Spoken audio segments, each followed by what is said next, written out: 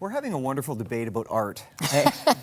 That is our art on our website that our producers have made. It is. Yes. It looks fantastic. Mike Wright, Melissa McCucker, they've made a beautiful collection there and you're going to see them all throughout as 100 Huntley Street helps you celebrate the Christian faith in Canada's 150th anniversary. Well, I think there's a tie-in between faith and art and culture.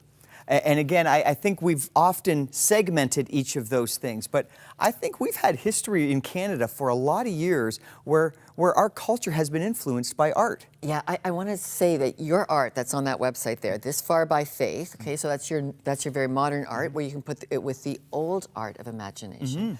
But Chris, you're a professor of art history.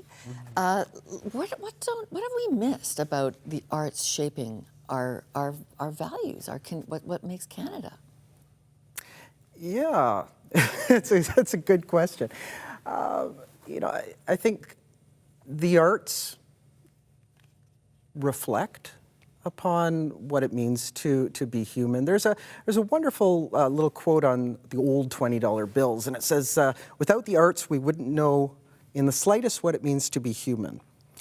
And I think artists aren't necessarily trying to shape culture, but rather they're reflecting on the direction that culture is moving and taking a step back and asking good questions. I think that's what art does best. I think when art tries to set an agenda for culture, it can very quickly become propaganda.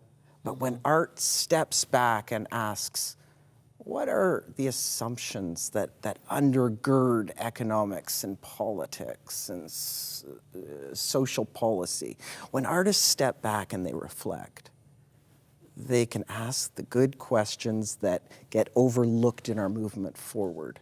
Okay, Doug, what would you say are some of those questions? What are we supposed to be asking when we throw this phase, beauty will save the world, my fridge magnet, but what are the questions we are supposed to ask about what it means to be human? Well, it's interesting. I mean, that idea of beauty saves the world, it's from a Dostoevsky novel, right? And it's spoken by the idiot, right? So he is sort of that Shakespearean fool who's actually speaking profound truths. One of the things I would say is a question that is profoundly on our minds maybe today in our secular society is the secular narrative enough? And I think one of the problems is maybe within the Christian community, we can think secularism is out there, right? And here we are doing our thing, having our arts. Charles Taylor, a Canadian philosopher, one of the very helpful things he's taught me is that we're all secular.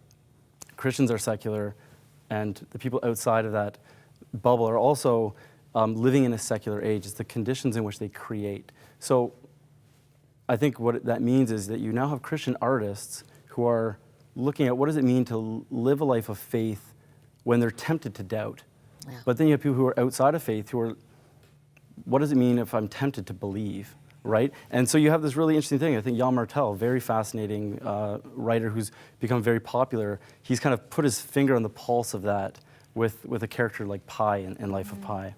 Yeah, and that amazing imagination we saw that came out in the zoo. Okay, so if that's the art and storytelling, what about music? What does music do for us, Christina? Well, I am not a musician by any stretch of the imagination, but I think for me, and when I'm at, I have friends who are musicians. It sounds like you are a musician. A great musician. Maybe you should answer this question. Yes. But I think, again, it's a window, right? It's an opening into something greater than who we are. Music can literally move your spirit. Driving in the car, at home with 3 screaming kids in my house. Yeah. You put on a certain song and it can transform the atmosphere in the room. So I think music, the visual arts, writing, these are all important components to expressing what it means to be human, and in that, expressing God. Chris, I want to ask about the Genesis story, because we have this, and what it says to us about God. We have this amazing creative God unleashing this amazing picture in the beginning of the world, and the end of the Bible ends with another great creative act. What do we learn about what God would do with artistic ability? It's interesting. Oh yes, I mean it's the story, big story, right? Starts in a garden, ends in a city, and we get this picture at the beginning of God, the Creator, offers this amazing, wonderful, creative act. But there's two tellings of that story, right? There's the story right at the beginning, and then there's the retelling of the Genesis story. And in that story, we get a hint of God's purpose for creation and how we're to be involved in it. We get an image of gold that is buried in the land. And the thing about gold is that gold has to be dug up. Humans are required to pull the gold from the earth. And so what we get in both of those Genesis stories is this picture of a God who wants our help in revealing the full potential of creation. It's not just creation, untamed, virginal, but it's creation that requires our participation to make it better. Wow, thank you so much. That's Professor Chris Cuthill, Christina Cook, author of The Joy of Missing Out, and Doug Sikkema at Comment Magazine in Cardis.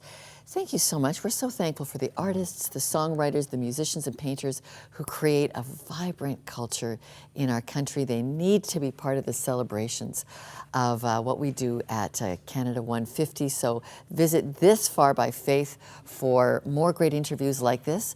Let's give a plug for your beautiful music video, which is beautiful, and you'll see what you've worked together with the producers because you've really painted a video landscape in there. They did a beautiful job of painting the landscape of Canada. It's fantastic.